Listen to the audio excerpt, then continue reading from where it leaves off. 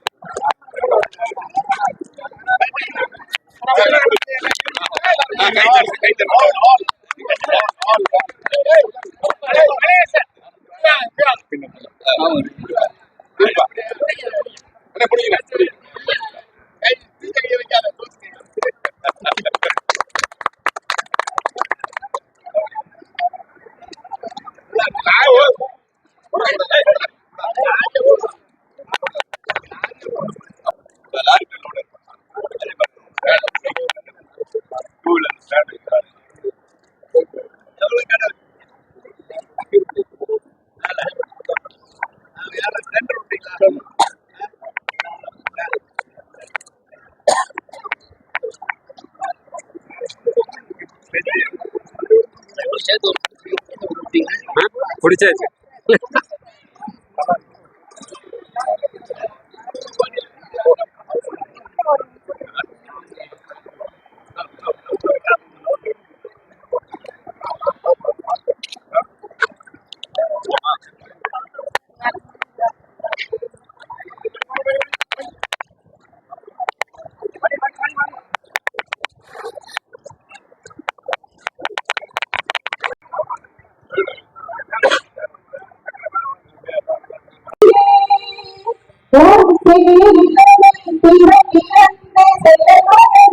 வாழ்த்துதுமே வாழ்த்துதுமே வாழ்த்துதுமே.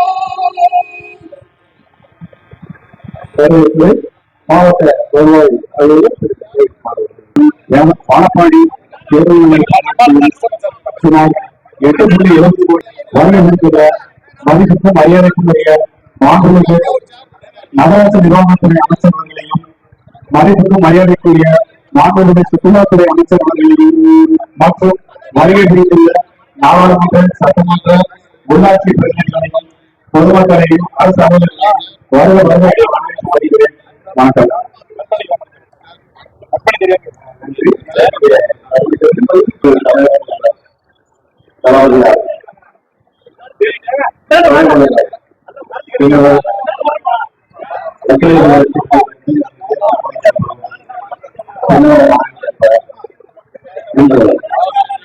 வானப்பாடி வேலைகளில்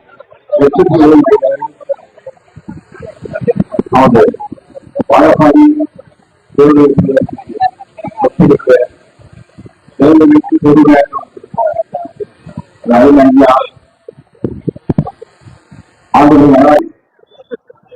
நன்றி வணக்கத்தை தெரிவித்துக் கொண்டோம். மற்றும் மாவட்ட ஆட்சியர் துணை ஆட்சியர் அவர்களுக்கு இல்லை.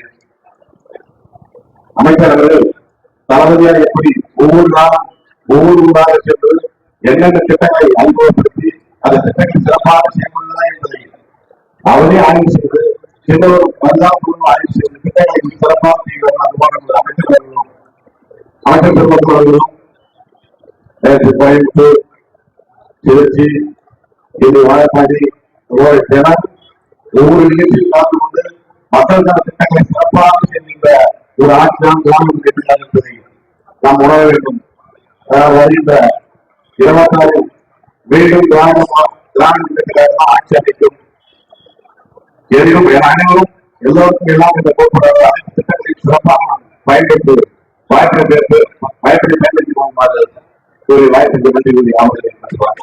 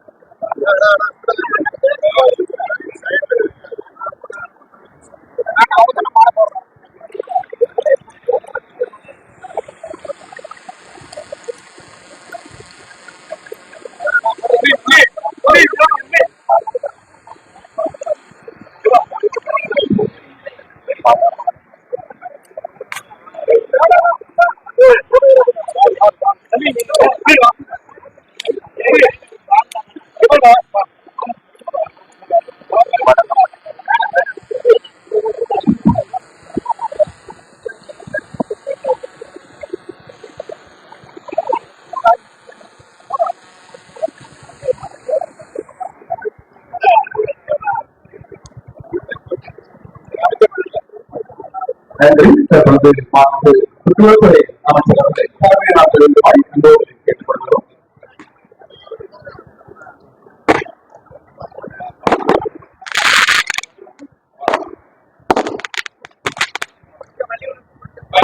புதிய தேர்வு முறையை திறந்து வைத்த திறந்து வைத்து விழா பேருந்தை நகராட்சி மற்றும் புதிய வழங்கத்துறை அமைச்சர் அமைச்சர் இந்த நிகழ்ச்சிக்கு மரியாதைக்குரிய மாவட்ட வருவாய் இந்த நிகழ்ச்சியை கலந்து கொண்டிருக்கிற கூடுதல் ஆட்சியர் வளர்ச்சி வந்த கள்ளக்குறிச்சி நாடாளுமன்ற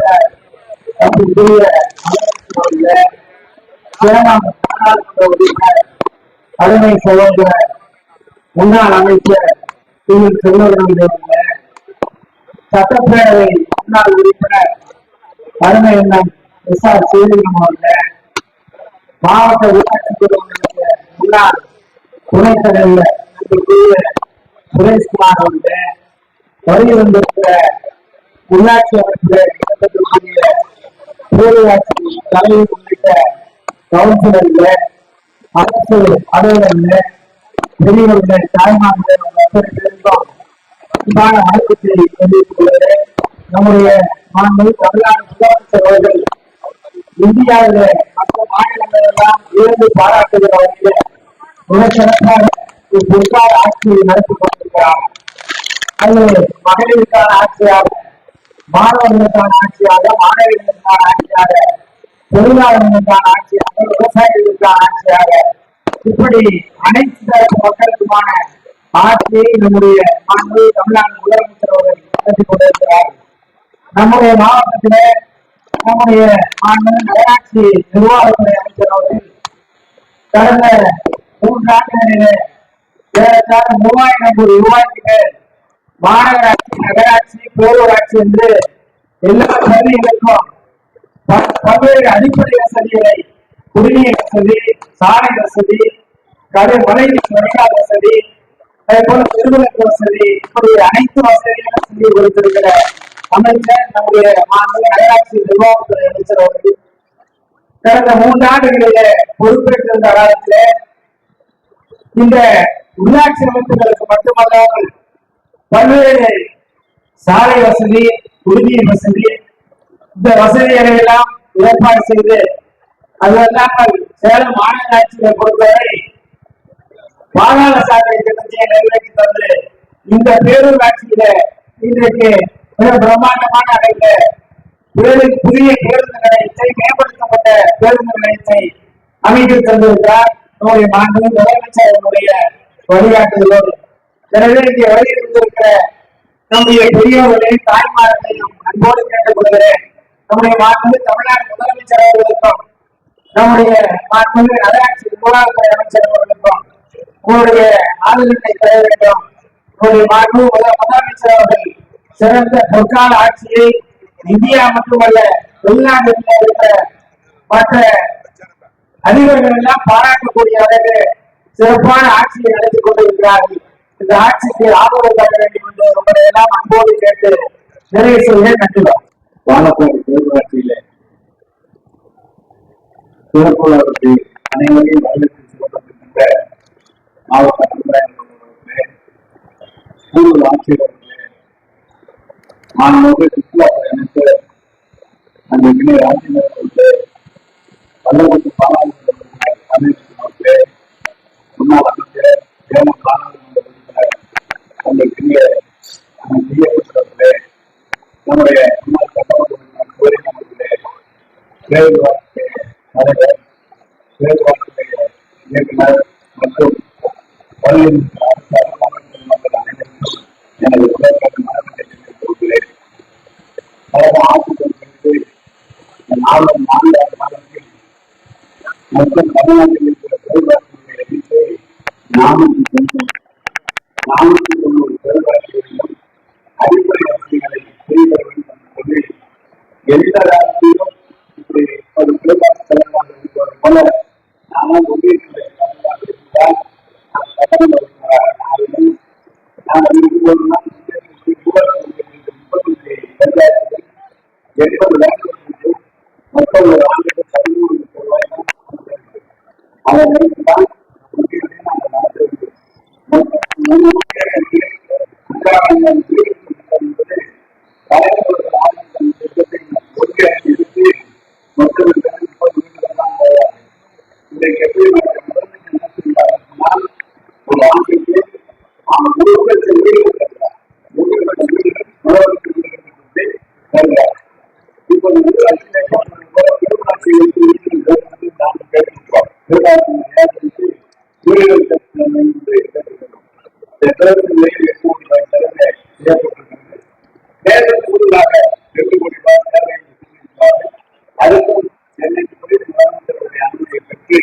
அவர்களுக்கு மேற்கொண்ட நிதி வசதி போட்டு செய்வதற்குரிய அந்த பணமும்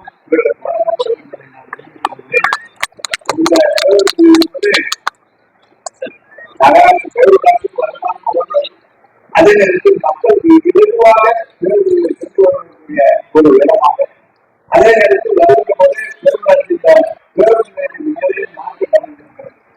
2 வாரம் ஒருவருக்கும் லாபமாக இருக்கிறது.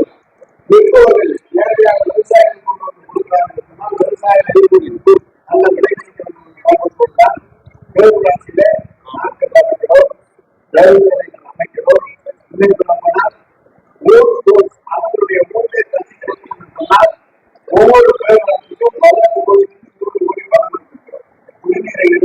அவர்களுக்கு அப்படி எல்லா பேரூராட்சிகளும் பேரூராட்சி மொத்தம் 490 பேரூராட்சிக்கு ஒரு ஆண்டுக்கு அரசு கிட்டத்தட்ட 3000 கோடி 4000 கோடி அதே போல நகராட்சி அதற்கு 4000 கோடி தருகிறோம். 25 மாநகராட்சி அதுக்கு சென்னை மாநகராட்சி பணி வாய்ப்பு 25 மாநகராட்சிக்கு 5000 கோடி தருகிறோம். ஆக நகராட்சி துறையில ஒரு ஆண்டுக்கு 24,000 கோடி வளர்ச்சி திட்டத்திற்காக முதலமைச்சர் வழங்கி வருகிறாங்க. அதனால்தான் நகராட்சியில அனைத்து பணிகளும் நடந்து கொண்டிருக்கிறது. குறிக்க தண்ணீர் கொடுக்கிறோம், சாலை பராமரிக்கப்படுகிறது, பேருந்து நிலையம் புதிதாக கட்டப்படுகிறது, புதிய கட்டிடங்கள் கட்டப்படுகிறது, விளக்குகள் திடீர் விளக்காக மாற்றப்பட்டிருக்கிறது, பல்வேறு விஷயங்கள் செய்திருக்கிறது. இத்தாண்டை பொறுத்தளவு அனைத்து தலைவர்களை அழைத்து பேச வேண்டும் என்று முதலமைச்சர் சொல்லி எல்லா தலைவர்களையும் அழைத்து பேசினோம். அப்படி பேசும்போது எங்களுக்கு மழைநீர் வழியாக தான் முக்கியமாக வேண்டும், சாலையில் போட வேண்டும், இன்றைக்கு விவசாயங்கள் வேண்டும், அறிவுசார் மையங்கள் வேண்டும் என்றும் பல தலைவர்கள் கொண்டிருக்கிறார்கள். எனவே தலைவர் சொல்வது எதுவோ அந்த திட்டத்தை தான் இந்த ஆண்டு எடுத்து வந்து அதுக்காக நிதி கூடுதலாக நம்முடைய முதலமைச்சர் கேட்டிருக்கிறோம். காரணம் நீங்கள் பார்த்தால் ஒரு நடப்பு ஊரகங்களிலே கிராமங்களிலே மக்கள் அதிகமாக வசித்தார்கள். இப்போது அனைத்து மக்களுடைய பேருந்து வசதி, அது படிப்பு வசதி, பள்ளிக்கூட வசதி அனைத்துக்கும் வசதியாக கிராமத்தில் உள்ள மக்கள் முழுவதும் நகரப்பட்டவர்கள் கொண்டிருக்கிறார்கள். இப்போது மொத்த ஜனத்தொகையில 60% மேலாக நகரத்திலே வசிக்கிறார்கள். அதைதான் எடுத்துக்கொண்டு எங்களுக்கு 60% மக்கள் வருகிறார்கள், வசிக்கிறார்கள், அவர்களுக்கு அடிப்படை செய்ய வேண்டும். அதே போல 10% மக்கள் தினமும் நகரத்தில் கொண்டு செல்கிறார்கள். ஆக 20% மக்களுக்கு நாங்கள் தண்ணீர் தர வேண்டும், அவர்களுக்கு கல்வி செய்து தர வேண்டும், போக்குவரத்து செய்து தர வேண்டும். அனைத்தும் வந்து போனால் உணவு அவர்களுக்கெல்லாம் உணவு தர வேண்டும், பள்ளிக்கூட வசதி நாங்கள் செய்து தர வேண்டும் என்று கேட்டிருக்கிறோம். நாங்கள் கூடுதலாக நிதியுதவி தருவதாக உறுதியளித்திருக்கிறார்கள். எனவே நகர்ப்புறத்தில் வாழ்ந்த மக்களுக்கு தேவையான ஆட்சியில 4 ஆண்டு காலத்தில் இன்றைக்கு நேற்று பேசி சொன்னார்கள். இதெல்லாம் செய்யுங்கள் என்றுதான் கேட்டார்கள். ஒருவருடைய ஆட்சியில தலைவர்கள் எதையுமே கொடுத்தவர்களே சொல்லவில்லை, அனைத்துமே சொன்னார்கள். தமிழ்நாட்டில் உங்களுக்கு தெரியும், தலைவர்கள் தான் 1972ஆம் ஆண்டு குடிநீர் தொடங்கினார்கள். அப்படி குடிநீர் கிடைக்கும் போது அப்பதான் மோதல் போகும். அப்புறம் 1000 அதுக்கப்புறம் 1000 போட்டால் 2 மாதம் கிடைக்காதனால ஆறுவழியில கூட்டு குடிநீர் திட்டம் உருவாக்கப்பட்டது. அப்படி 420 ஜனவரியில் கூட்டு குடிநீர் திட்டம் உருவாக்கப்பட்டு 4,22 லட்சம் மக்களுக்கு தான் கூட்டு குடிநீர் திட்டம் பாதுகாக்கப்பட்ட கூட்டு குடிநீர் திட்டம் வழங்கப்பட்டது, தண்ணீர் வழங்கப்பட்டது. கடந்த தலைவர் தலைவர் 3 ஆண்டுகளுக்கு முதலமைச்சராகி இன்றைக்கு 420 லட்சத்திலிருந்து மேற்கொண்டு 3 கோடி மக்களுக்கு 30,000 கோடி செலவு கிட்டத்தட்ட அந்த குடிநீர் திட்டங்கள் உங்களுடைய நிலையில் இருக்கிறது. 1,5 கோடி மக்களுக்கு தண்ணீர் தந்துவிட்டோம், 1,5 கோடி மக்களுக்கு நடைபெற்றிருக்கிறது, 1,5 கோடி மக்களுக்கு உள்ள வேலைக்கு போது டெண்டர் மூலமாக இருக்கிறது.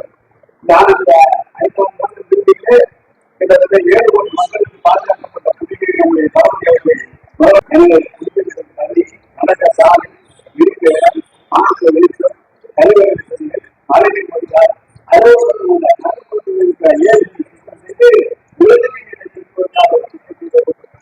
இந்த ஆண்டு அந்த திட்டமும் ஆரம்பிக்கப்படுகிறது தெரிவித்து, எனவே இவ்வளவு பணிகளை செய்த முதலமைச்சர் நேற்று பதவியிலே முதலமைச்சர் நிலத்திலே அனைத்து பெண்கள் வந்து தலைவர்களே சில பள்ளி பிள்ளைகள் அப்பா என்று அழைக்கிறது, தலைவர்களே எல்லாம் செய்திருக்கிறது, நன்றாக இருக்கிறது, தலைவரை வாக்குகிறார்கள் என்று சொன்னால் மகளிர் உரிமை திட்டம் ஏற்கனவே 1000 ரூபாய் அது உறுதியை தரப்பட்டது. இப்போது நம்முடைய சொல்லியிருக்கிறார்கள், ஈடுபட்டிருக்கிற 30 லட்சம் மக்களுக்கும் 1,5 கோடி மக்களுக்கு மகளிர் உரிமை தொகை தரப்படும் என்று சொல்லியிருக்கிறார். எதிரிலே நிறைய மகளிர் வளர்ந்து அனைத்து திட்டங்களுமே மகளிருக்கான திட்டம் முதலமைச்சர் வழங்கி கொண்டிருக்கிறார்கள். எனவே கல்வி பள்ளியில் படிப்பதற்கு 1000 ரூபாய் பணம், மாணவர்கள் படிப்பதற்கு 1000 ரூபாய் பணம்.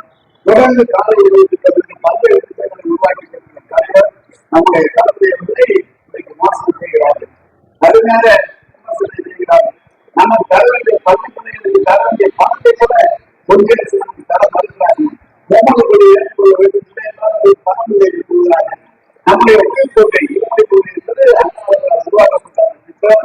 எனவே நீங்க பணம் தரவில்லை என்று சொன்னாலும் கூட நாங்கள் உதவித் தொகையை ஏற்க முடியாதுன்னு சொல்லி ஏற்றுக்கொள்ள முடியாதுன்னு சொல்லி நம்முடைய சொந்த பணத்திலிருந்து மாணவர்களுக்கு எல்லாம் நிதியை வழங்கி வருகிறார்கள்.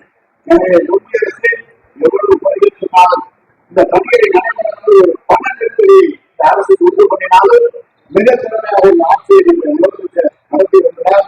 எல்லாம் உங்களுக்கான திட்டங்கள் உங்கள் மக்களுக்காக பணியாற்றிக் கொண்டிருக்கிறார். எனவே அவருக்கு மேலான ஆதரவை வருங்காலத்தில் நீங்கள் அளித்து அவரை மீண்டும் தமிழ்நாட்டினுடைய முதலமைச்சராக உருவாக்கி வருவதற்கு சொல்லி இதெல்லாம் ஆலோசிக்க வேண்டும். அதன் குறிப்பாக சேலம் மாவட்டத்திலே ராஜேந்திரன் சொன்னார்கள் 3000 கோடி புதிய குடிநீர் திட்டம் 700 கோடியில புதிய குடிநீர் திட்டம் வழங்கப்பட்டிருக்கிறது. சேலம் மாநகராட்சிக்கு 54 கோடிக்கு மேலான மாவட்ட சாலை திட்டம் வழங்கப்பட்டிருக்கிறது. சேலம் மாநகராட்சியிலே எல்லா சாலைகளும் சரி செய்யப்பட்டிருக்கிறது. சேலத்தை ஏரிகளை சுத்தம் செய்து அந்த ஏரியை குடிநீரை உருவாக்குவதற்கான திட்டத்தை கொண்டிருக்கிறது. அதில் இருக்கிற ஏரியும் ஒரு 50 ரூபாய் செலவினை நம்முடைய வீரவாடு ஏரியும் இன்னைக்கு நம்முடைய முதலமைச்சர் சரி செய்திருக்கிறார். எனவே வாசலுக்கான தண்ணீர் கொடுப்பது அனைத்து தொழில்களை செய்வதற்காக நெசவாளர்களுக்கு உற்பத்தி செய்கிற தொழிலாளர்கள் வெள்ளி தொழிலாளர்களுக்கு தனி இடம் என்றெல்லாம் சொல்லி சேலத்தில் 3000 கோடிக்கு மேலாக நம்முடைய முதலமைச்சர் செலவழித்திருக்கிறார். நண்பர்களுக்காக பொதுமக்களுக்காக தந்திருக்கிறார்கள். எனவே சேலத்தில் இருக்கிறார்களால் நீங்கள் நான் பார்த்து விடுவோம் என்றால் எனக்கு தெரியும்.